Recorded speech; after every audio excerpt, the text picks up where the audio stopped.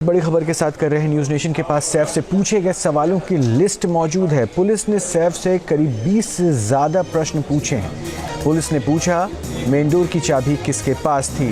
क्या सीसीटीवी में दिख रहा शख्स ही हमलावर है? पुलिस ने कुल 20 से ज़्यादा प्रश्न किए हैं और उनमें से 2 प्रश्न हम आपको बता रहे हैं कि पुलिस ने ये भी पूछा कि मेन डोर की चाबी किसके पास थी और सीसीटीवी में दिख रहा शख्स ही हमलावर है या नहीं।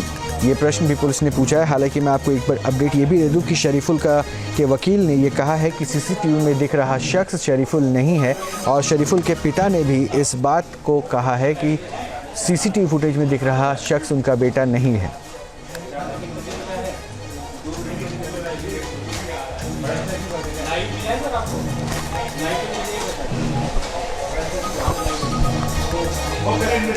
पंकज मिश्रा जुड़ चुके हैं हमारे संवाददाता और अपडेट लेंगे। पंकज, 20 प्रश्नों की सूची हमारे पास है। इन प्रश्नों के मायने क्या और क्या क्या तरह के प्रश्न थे?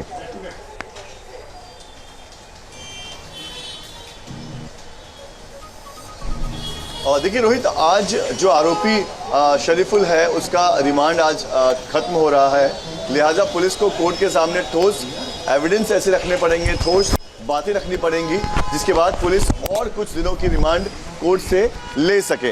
आपको मैं एक बार तैयारी दिखा देता हूं। बांद्रा पुलिस स्टेशन के बाहर इस वक्त मैं मौजूद हूं और किसी भी वक्त जो है वो मोहम्मद शरीफुल को जो है वो बाहर लेकर आया जा सकता है। अब सीधे उसे कोर्ट लेकर जाया जाएगा और जहां पर कोर्ट में एक बार फिर से पुलिस जो है वो रिमांड मांग सकती है। यही वजह है कि सैफ अली खान का बयान इस पूरे मामले में बड़ा महत्वपूर्ण था और अगर कोर्ट में पुलिस जाती है तो शायद सबसे पहला सवाल जो जज वहां पर पूछ सकते हैं वो यही होगा कि क्या आपने जो पीड़ित था जिस पर सीधे हमला हुआ था, क्या आपने उनका बयान दर्ज किया है या नहीं। लिहाजा एक दिन पहले ही सैफ अली खान का बयान दर्ज किया। वो सारे सवाल जो पुलिस यहाँ से लेकर गई थी, उन सारे सवालों के साथ पुलिस वहाँ पर पहुँची थी और सैफ अली खान से ये तमाम सवाल पूछे गए कि किस तरह से उन तक आवाज़ पहुँची कि अंदर कोई आ चुका है, कैसे वो उसके साथ झड़प में मिल जाते हैं, उसके बाद कैसे उन पर हमला होता है, कितने राउंड हमला होता है, और भी बहुत सारे सवाल पुलिस के फहरिस्त में था और पुलिस ने वो सारे सवाल पूछे। बताया जा रहा है कि जो घर की नर्स है उनसे जो सवाल पूछे गए थे और उनका जो जवाब था, साथ ही करीना कपूर ने जो जवाब दिया था, सैफ का जवाब उसी तरह का आया है। यानी कि तीनों ही लोग जो थे वो उस वारदात के विटनेस थे और तीनों ही लोगों के जो बयान हैं वो करीब करीब एक जैसे हैं। तो कहीं ना कहीं ये पुलिस के लिए बड़ा मददगार होगा कि बयानों में कोई कॉन्ट्रडिक्शन नहीं है, बयान जो है वो एक जैसे हैं। और अब पुलिस जो है वो आरोपी को कोर्ट लेके जाने की तैयारी कर रही है, जहां पर कोर्ट में ले जाकर उससे उसकी रिमांड बढ़ाने की मांग की जाएगी, क्योंकि बहुत सारे ऐसे पहलू हैं बिल्कुल जिस पर जांच अभी भी बाकी है।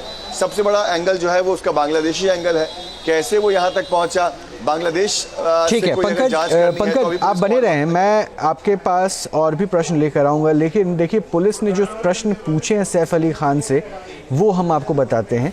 पुलिस ने पूछा कि 16 जनवरी की रात को क्या हुआ था। सैफ ने कहा, मैं और पत्नी करीना कपूर 11वीं मंजिल पर अपने बेडरूम में थे। पुलिस ने फिर अगला प्रश्न पूछा, फिर क्या हुआ? सैफ कहते हैं कि मैंने अपनी नर्स एलियाना फिलिप की चीखें सुनी, उसकी शोर सुनी। और फिर पुलिस पूछती है, अच्छा फिर क्या हुआ? सैफ अली खान उसका जवाब देते हैं कि हम जहांगीर के कमरे की ओर भागे जहां एलियाना फिलिप भी सोती थी। फिर पुलिस पूछती है कि वहां क्या देखा आपने? फिर सैफ का जवाब आता है, एक अजनबी को देखा और जहांगीर भी रो रहा था। पुलिस फिर आगे पूछती है कि फिर आपने क्या किया? फिर सैफ अली खान का जवाब था कि हमलावर को उन्होंने दबोच लिया और उसे पकड़ लिया। फिर पुलिस पूछती है कि फिर क्या हुआ? सैफ अली खान का जवाब आता है कि हमलावर ने मेरे पीठ, गर्दन और कई जगहों पर कई बार चाकू से वार किए।